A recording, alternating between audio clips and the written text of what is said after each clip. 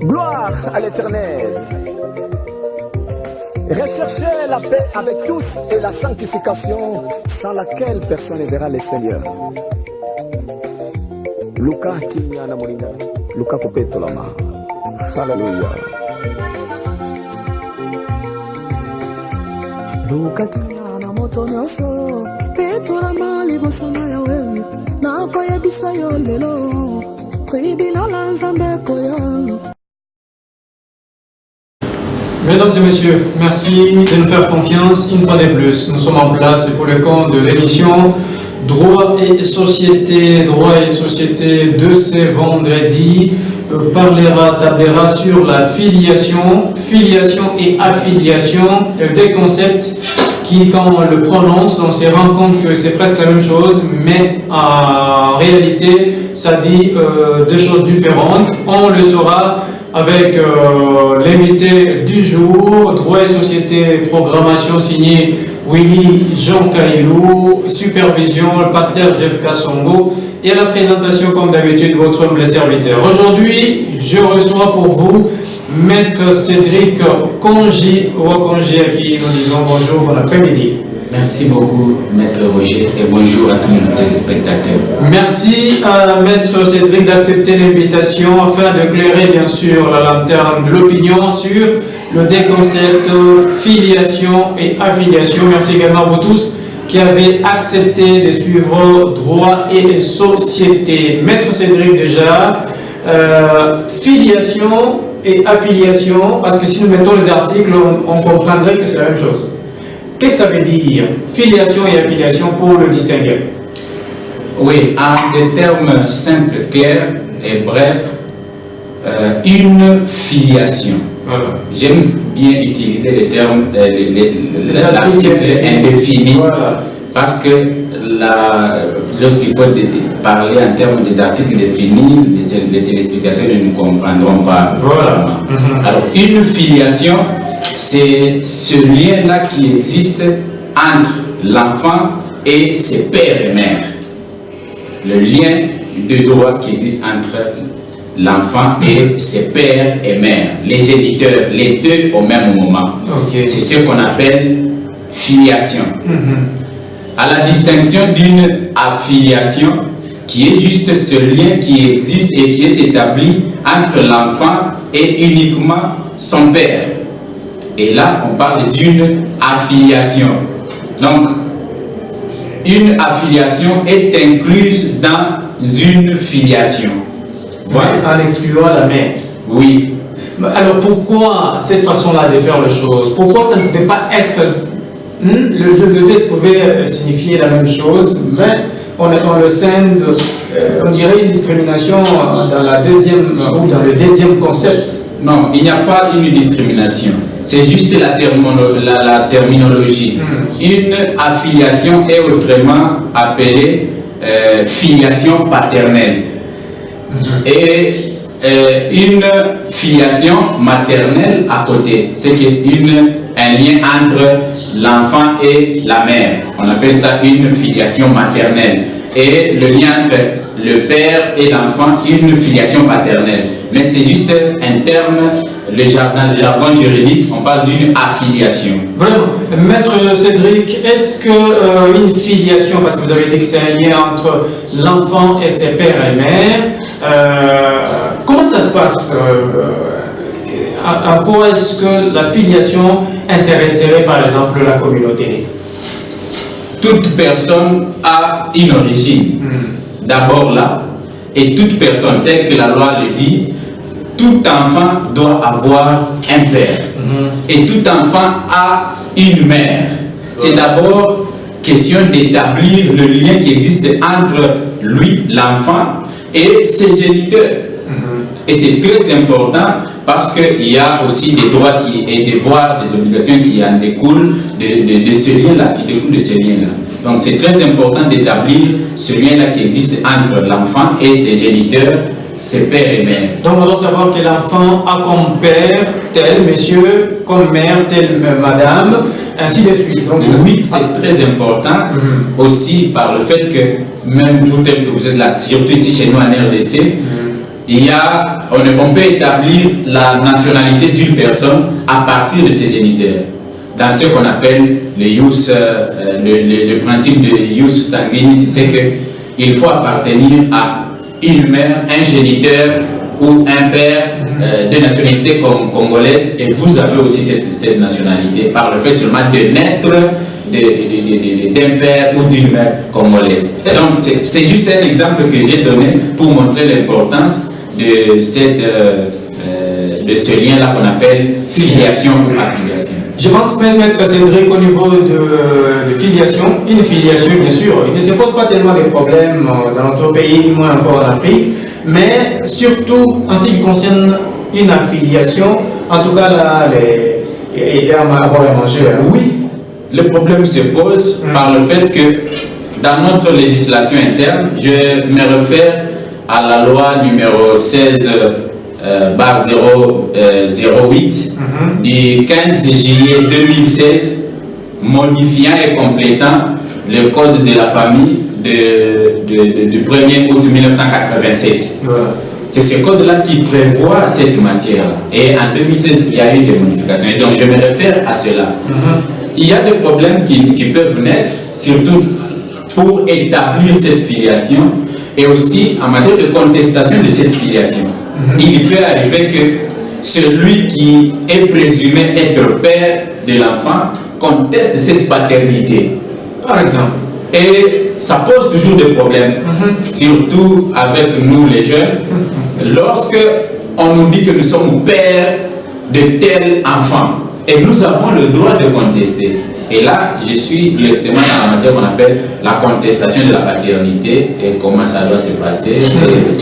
Et là, la population doit comprendre qu'il ne suffit pas seulement que l'on vous dise on vous présume père de l'enfant. Car aussi, il est prévu dans notre législation que tout enfant né dans le mariage, dans le délai de 300 jours, 180e jour et 300 jours après le mariage, cet enfant a pour père le mari de sa mère. C'est une présomption légale qui établit la filiation paternelle ou affiliation. Mais il n'est pas dit que c'est une parole d'évangile, il ne peut pas y avoir une preuve contraire.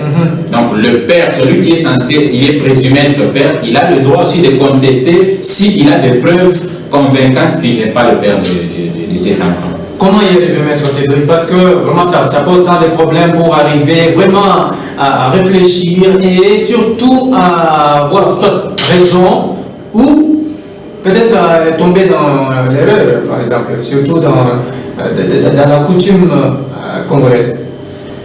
Tout à fait. Avant d'arriver à la contestation d'une filiation paternelle, commençons d'abord par comment établir une filiation paternelle. Et c'est premièrement par le fait que d'abord le nom se retrouve dans l'acte de naissance. C'est l'acte de naissance qui détermine, qui démontre et qui prouve que le père de l'enfant, c'est celui dont le nom est repris dans l'acte de naissance qui est délivré par l'officier de l'état civil. Au-delà de ça, il y a une déclaration faite par le père lui-même, l'aveu. Le père lui-même peut se dire, je déclare devant l'officier de l'état civil que celui-ci c'est mon fils, il se nomme tel, tel, ou bien c'est ma fille, elle se nomme tel, tel, tel. Déjà par une déclaration volontaire devant l'officier de l'état civil. Pas devant n'importe qui. Non. Également, il y a l'action en recherche de la paternité. L'action en recherche de la paternité peut être menée par soit le père lui-même, soit l'enfant lui-même, une fois majeur, soit lorsque l'enfant est mineur, sa mère aussi peut agir en recherche de la paternité lorsque la paternité n'est pas encore établie. Alors, il y a aussi la présomption légale qui prévoit, je venais tantôt de le dire, je ne vais pas revenir sur ça. Alors, au-delà de l'établissement de la filiation paternelle ou affiliation, il y a aussi la contestation de la paternité. Cette contestation, comment est-ce qu'elle peut se faire? C'est aussi par une action judiciaire.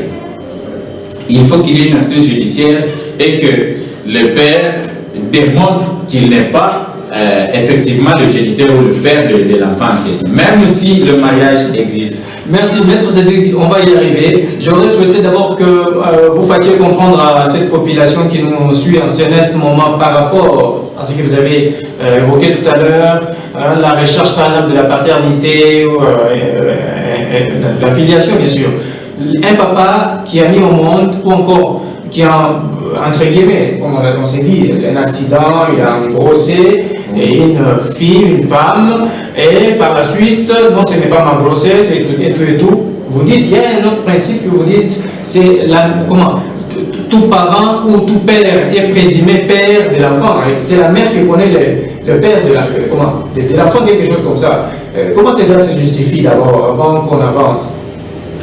Ça se justifie par le fait que, je disais, il y a le principe, qui est d'ailleurs légal, qui dit que tout enfant a pour père le mari de sa mère lorsque cet enfant est né dans le mariage. C'est une présomption légale. On présume que d'une union conjugale, il peut découler ou venir d'un enfant. Et c'est tout à fait normal. Et le législateur qui est intelligent, il se dit, lorsque le couple est en train de vivre cette communauté de vie, c'est une conséquence directe qui peut découler qu'il y ait un enfant. Et lorsque la mère vient de s'accoucher de cet enfant, il n'y a pas à chercher par 4 chemins que le géniteur n'est que le mari de cette mère. C'est une présomption, mais qui peut subir des preuves contraires. Mais au cas où le monsieur a rejeté, renoncé à la grossesse, et tout de suite après, c'est la femme qui met au monde. Bon, lorsque l'homme veut aller reconnaître que c'est mon fils, on lui refuse par la belle famille ou par les parents de la femme, de la fille. Qu'est-ce qui vient après? Rappelez-vous que je vous ai dit que la paternité peut être prouvée aussi par ce qu'on appelle l'action judiciaire, l'action en recherche de la paternité. Et il peut arriver que l'homme, le mari de l'épouse, lorsque on refuse, comme vous dites dans la belle famille, qu'il n'est pas le père de cet enfant, puisse prouver par toute voie de droit, et je prends même l'exemple des hormones génétiques. Par le médecin, on peut démontrer que l'enfant qui est né, c'est mon enfant. Et lorsque je demande cela, surtout j'ai donné aussi un délai. Le législateur avait prévu que lorsque l'enfant est né dans les 180e jour et 300e jour après la célébration du mariage, cet enfant est présumé appartenir ou avoir pour père le mari de sa mère. Vraiment, ça c'est très important. Je pense que les téléspectateurs ont compris cela, qu'ils pouvaient peut-être avoir des zones d'ombre à ce niveau-là. Maître Cédric venait d'éclaircir. Vous voulez dire aujourd'hui, Maître Cédric, que ce sont les enfants, l'enfant et le père et mère qui sont les sujets principaux d'une affiliation ou d'une filiation? Tout à fait, puisque lorsqu'on parle d'une filiation, on voit d'abord les deux géniteurs, le père et mère. On voit aussi ce lien-là qui les unit avec le fils, l'enfant. Ici, j'aime bien utiliser le terme enfant parce qu'il y a une fille, un garçon, les fils, donc les géniteurs, les enfants. Voilà. Une petite question peut-être, Maître Cédric. Lorsqu'on refuse avec l'enfant par la belle famille, est-ce que cela peut constituer une infraction? Jusque-là, pas du tout.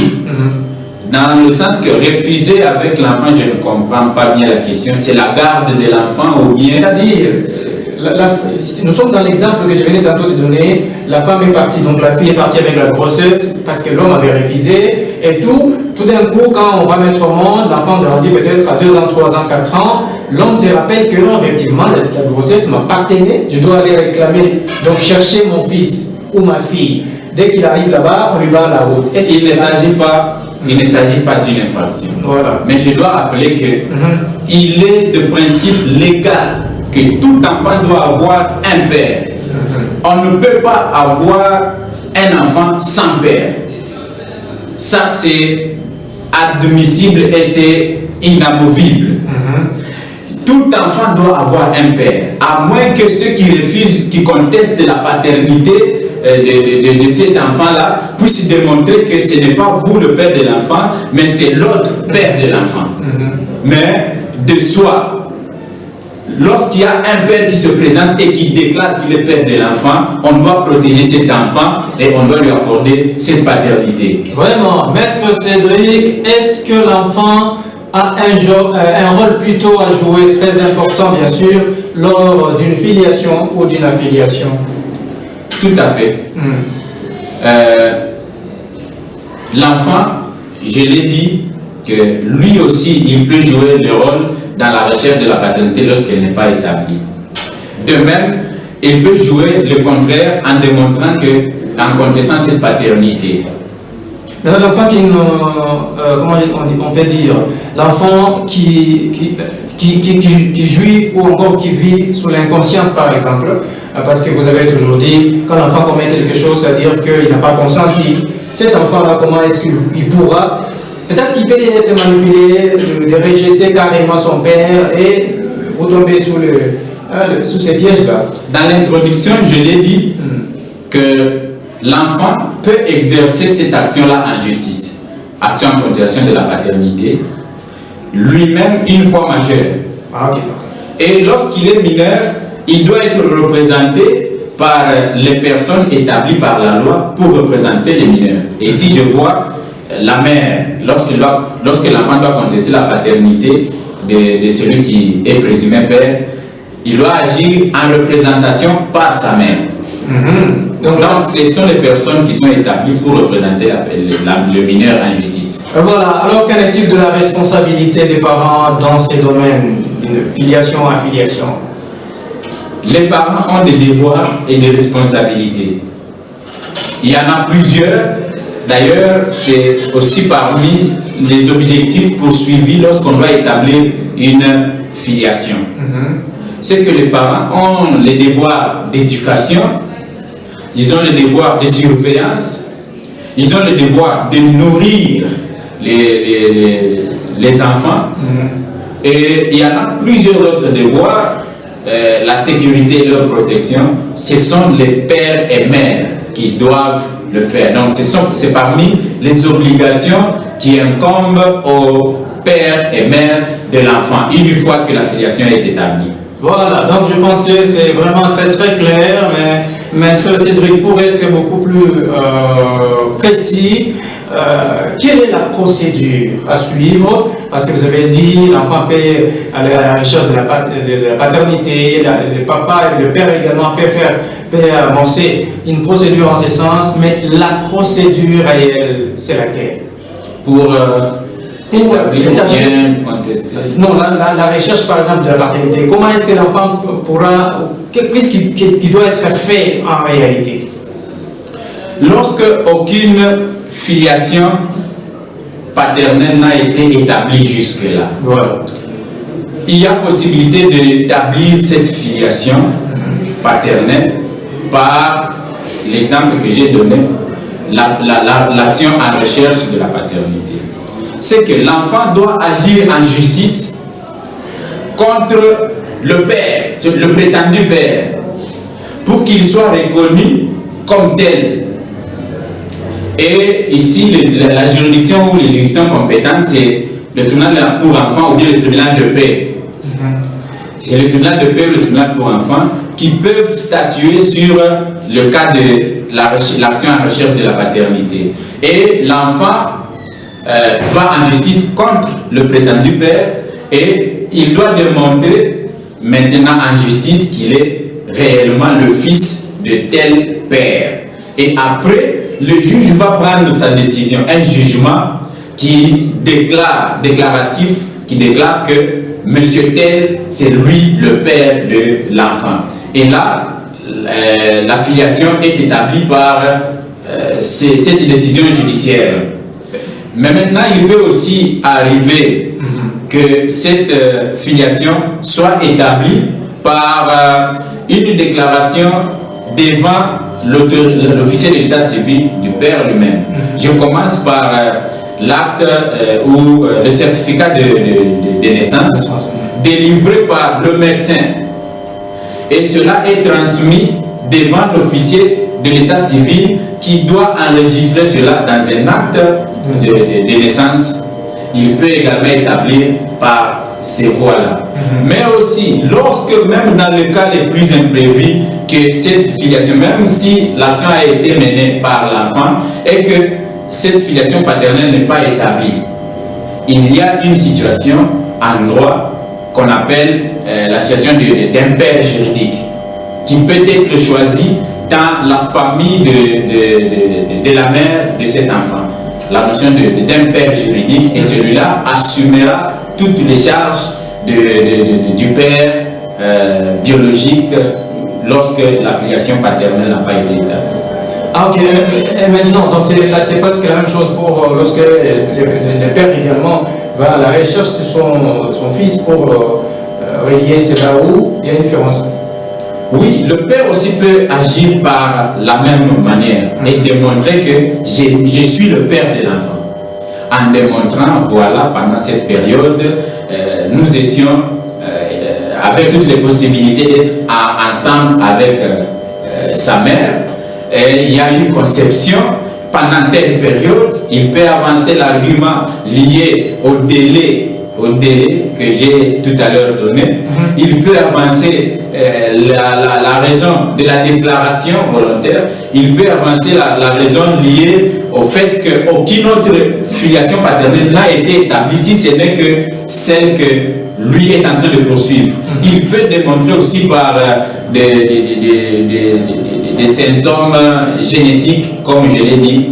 Il peut démontrer cela par voie médicale. Vraiment, Maître Cédric, vous avez parcouru quand même cette province, cette ville de Lubumbashi, vous êtes dans la population, vous comprenez plutôt beaucoup de réalités, même vous êtes en même temps enseignant à l'université. Qu'est-ce qui échappe à la population concernant une affiliation, Oui, j'ai constaté que ce qui échappe à la population, c'est que les géniteurs, les pères des enfants, n'ont pas l'habitude de déclarer leur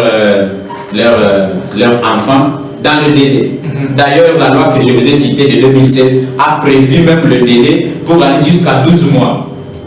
À 12 mois, on laisse au père, aux géniteurs d'aller déclarer leurs enfants devant l'officier de l'état civil, et on laisse même 12 mois, alors qu'auparavant il n'en était pas ainsi.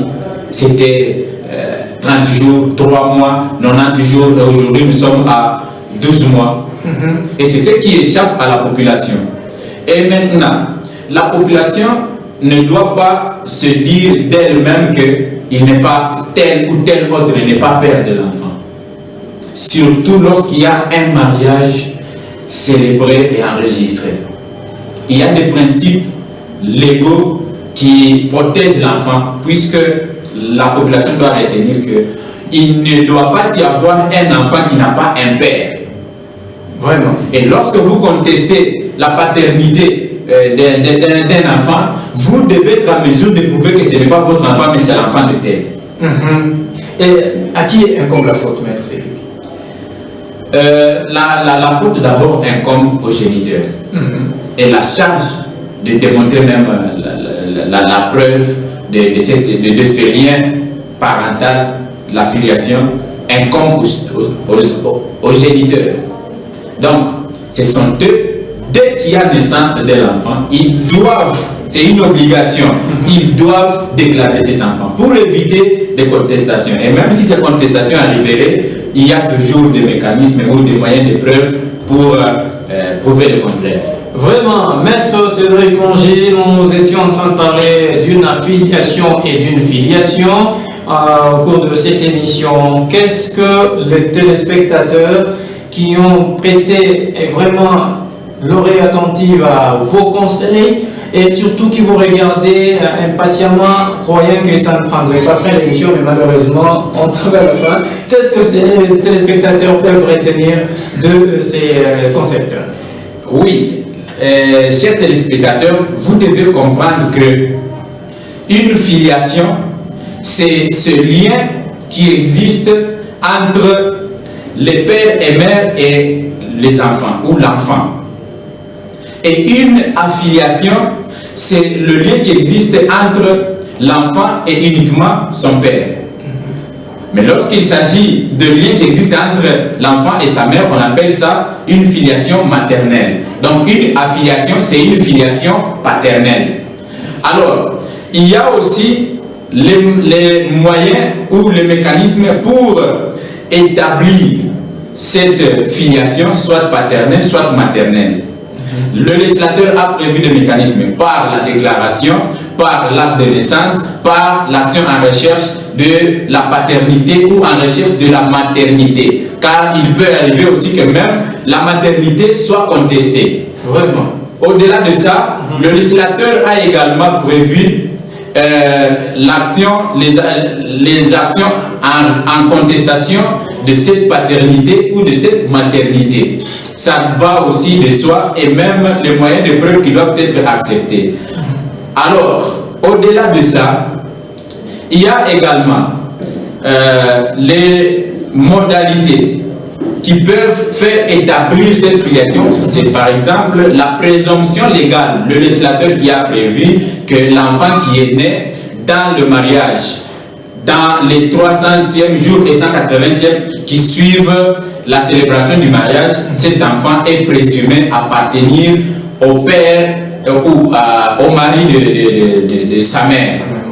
Alors, il peut arriver également que la filiation paternelle n'est pas établie. Le législateur a prévu également qu'il y ait la situation de celui qu'on appelle un père juridique. Le père juridique, c'est une personne qui doit être choisie dans la famille de la mère de l'enfant, ou tout comme une personne qui n'est pas de la famille, pourvu qu'il puisse assumer les charges, les obligations, les devoirs incombant à un père. Alors, c'est le peu que j'avais à dire en condensé de ce que nous venons tout à l'heure de dire, de parcourir, malgré le temps qui nous fait défaut. Vraiment. Mais Maître Cédric, en cas de force majeure, lorsqu'il y a un problème de père légal, Père juridique. père juridique, qu'advient-il? Celui-là accomplira toutes les tâches. S'il n'est pas trouvé facilement. Il doit être trouvé.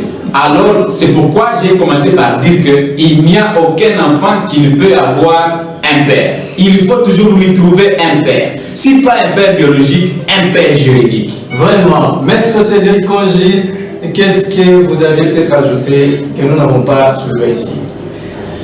Ah oui. Ce que je veux ajouter, c'est d'abord demander à toute la population génitrice de commencer dès les premiers jours, dès les premières heures de la naissance d'un enfant, de procéder à établir ce lien qui existe juridiquement, puisque ça a une grande importance. Je veux dire ceci, même en cas d'héritage, pour déterminer que celui-ci est le fils du dépouillus qui est décédé, il faut établir ce lien-là qui existe entre ce fils-là et le père qui est décédé. Donc c'est très important que la population ne doit pas oublier. Ils doivent établir cela pour éviter des circonstances inattendues dans les jours à venir. Voilà, mesdames et messieurs, ça sera donc la fin de cette émission Droit et Société sur la radio-télévision interconfessionnelle Viens et Voir RTIV. Chaque vendredi à 14h30, la rediffusion, vous le savez, 8h30 de chaque dimanche également. En tout cas, nous recevions pour vous Maître Cédric Congy, que nous n'avons pas voulu présenter parce qu'il est l'habitué déjà de l'émission. Vraiment, ça ne servirait à rien encore de revenir sur la présentation. Nous parlions d'une filiation et d'une affiliation.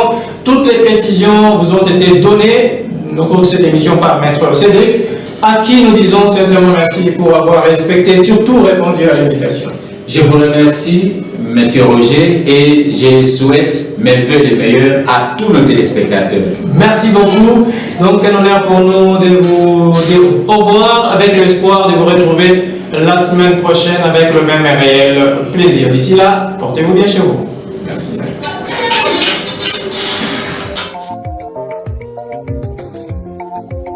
Gloire à l'Éternel. Recherchez la paix avec tous et la sanctification sans laquelle personne ne verra le Seigneur. Luka Kimiana Moringa, Luka Kupeto Lama. Alléluia. Luka Kimiana Moto Nyoso.